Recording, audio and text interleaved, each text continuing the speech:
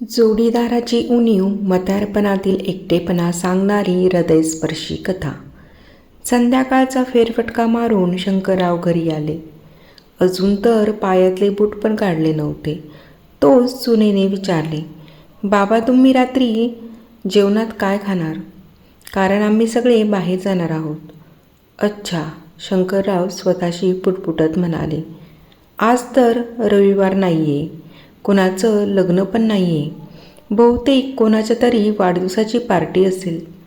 जाऊ दे, मला काय करायचं या वयात. आपल्या विचारांना झटकत त्यांनी त्यांचे बूट रॅकवर ठेवले आणि सुनेला म्हणाले, असं कर बाळा, तू मला 2 पोळ्या बनव, मी दुधाबरोबर खाईन. बाबा सकाळच्या 3 पोळ्या शिल्लक आहेत, जर तुम्ही त्याच. सुनेनं आपलं वाक्य अर्ध्यातच सोडलं. पण सुनेचे म्हणणे शंकररावांना समजले होते. सकाळच्या पोळ्या खाल्ल्या तर पोटात गॅस होईल. आज सकाळी पण सुनबाईंनी मिठाची भाजी बनवली नव्हती, तिखट मसाल्याची भाजी बनवली होती. त्याचे आत्तापर्यंत त्यांना आंबट ढेकरं येत होते. ह्या वयात पोटाला सांभाळणे म्हणजे एखाद्या बिघडलेल्या मुलाला सांभाळण्यापेक्षाही कठीण काम असते. ते सुनबाईला म्हणाले, या वयात मी सकाळच्या पोळ्या नाही खाऊ शकत. तुला थोडे कष्ट होतील, पण ताज्याच पोळ्या बनव. सुनबाईंना जरा रागच आला. ती पुटपुटत उठली, आता 2 बनवा किंवा 10, काम तर तितकंच वाढेल. परत कणिक भिजवा, पोळी बनवा, किचन ओटा साफ करा, दिवस रात्र यांची चाकरी करत राहा. तिचं ते पुटपुटणं शंकररावाच्या कानावर पडत होतं. देवा परमेश्वरा, 2 पोळ्या बनवायला काय त्रास होतोय? मी कुठे पंचपक्वान्न मागितलं होतं? हद्द झाली ही.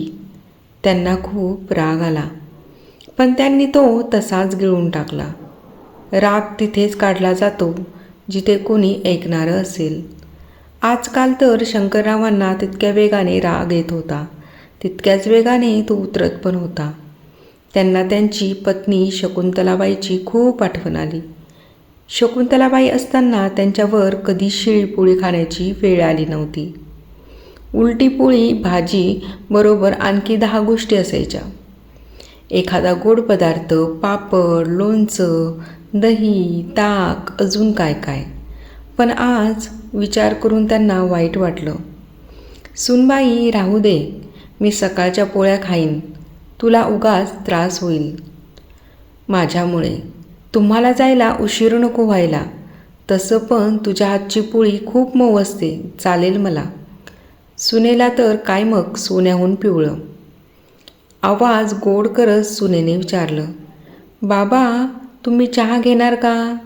तर शंकरराव आपल्या चहा पिण्याच्या इच्छेला दाबत म्हणाले, चहा प्यायची अशी काही खास इच्छा नाही आहे, पण तू स्वतःसाठी बनवणार असशील तर बनव मला पण. हो, मी स्वतःसाठी बनवणार आहे, तुम्हाला पण बनवते, असे म्हणत स्वयंपाकघरात गेली. शंकरराव स्वतःशीच पुटपुटत म्हणाले, लाखोची संपत्ती आज पण माझ्याजवळ आहे. हे घर पण मी अजून मुलाच्या नावावर नाही केलं. मुलाने कधी विषय काढलाच तरच ते म्हणतं, एकुलता एक मुलगा आहेस तू माझा, माझ्यानंतर तुझंच आहे सगळं. बँकेच्या खात्यात पण भरपूर पैसे होते, तरी पण जर एका चहाच्या कपासाठी आणि 2 ताज्या पोळ्यांसाठी तरसावं लागत असेल तर त्या म्हाताऱ्याचे काय हाल होत असतील, ज्यांच्याजवळ संपत्तीच्या नावावर भूतकाळातील आठवणीशिवाय काहीच नाही. शकुंतलाबाईच्या आठवणीने शंकररावाच्या डोळ्यात अश्रू चमकले आणि ते गालावर ओघळले. शकुंतलाबाई असताना घरातलं कसलंच काम त्यांनी केलं नव्हतं. फक्त आर्थिक जबाबदाऱ्या सांभाळणं एवढीच त्यांची जबाबदारी होती. त्यांच्या कपड्यांच्या दुकानाने त्यांना नेहमीच त्यांची साथ दिली आणि शकुंतलाबाई तर त्यांच्या कुठल्या तरी पुण्याचं फळच होत्या. ते नेहमी आपल्या पत्नीला प्रेम आणि इज्जत द्यायचे, पण त्यांच्यासमोर कधीही बोलून दाखवू शकले नाही. शकुंतलाबाईच्या इच्छा पण ते दररोजच्या धावपळीमुळे पूर्ण करू शकले नव्हते. शकुंतलाबाईला वैष्णोदेवीच्या दर्शनाला पण नेऊ शकले नव्हते. त्या नेहमी म्हणायच्या दर्शनाला जाऊया, पण प्रत्येक वेळेस त्यांची इच्छा पुढच्या वर्षावर ढकलली जायची. संसार आणि जबाबदाऱ्या सांभाळता सांभाळता कधी शकुंतलाबाईच्या इच्छा मौन रूपात गेल्या कळलेच नाही.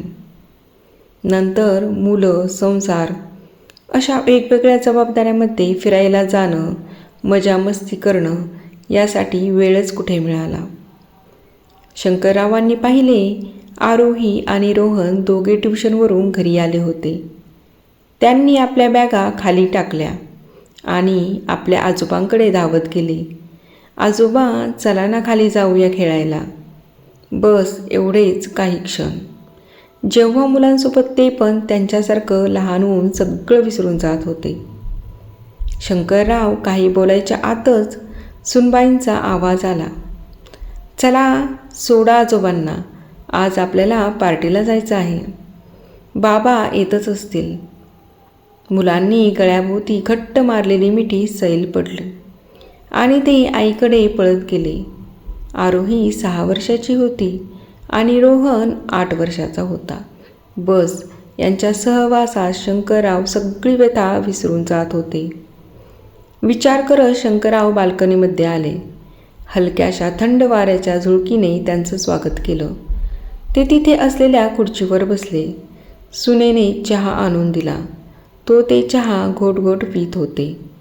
पीत कुठले गिळत होते, कारण त्यात ना आलं ना विलायची, फक्त कमी साखरेचं पाणी होतं ते.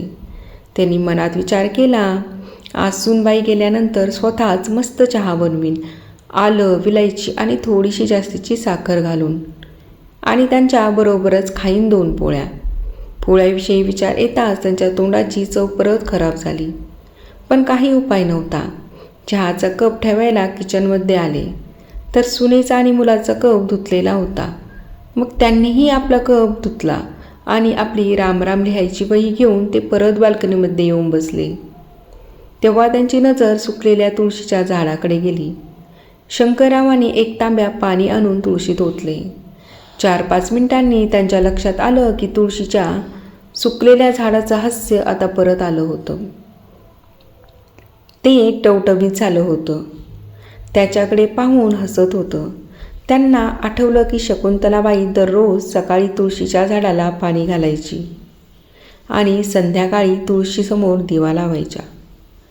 आता तर संध्याकाळचा दिवा नाही, देव घरात लागत नाही. तुळशीसमोर माहीत नाही किती संस्कार आणि किती परंपरा ती आपल्यासोबत घेऊन गेली होती.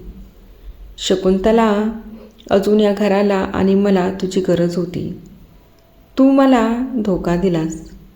सोबत राहायचं वचन तू तोडलंस आणि मला एकटं सोडून निघून गेलीस. शंकररावांचे डोळे भरून आले होते. बाबा, कुठे बसला आहात तुम्ही? थंड हवा सुटली आहे आणि तुम्ही बाल्कनीत बसला आहात. चला आतमध्ये या, मुलगा बोलला. तर ते आज्ञाधारी मुलासारखं उठून घरात आले. मुलगा, सून, नातवंड सगळे पार्टीला जायला निघाले होते.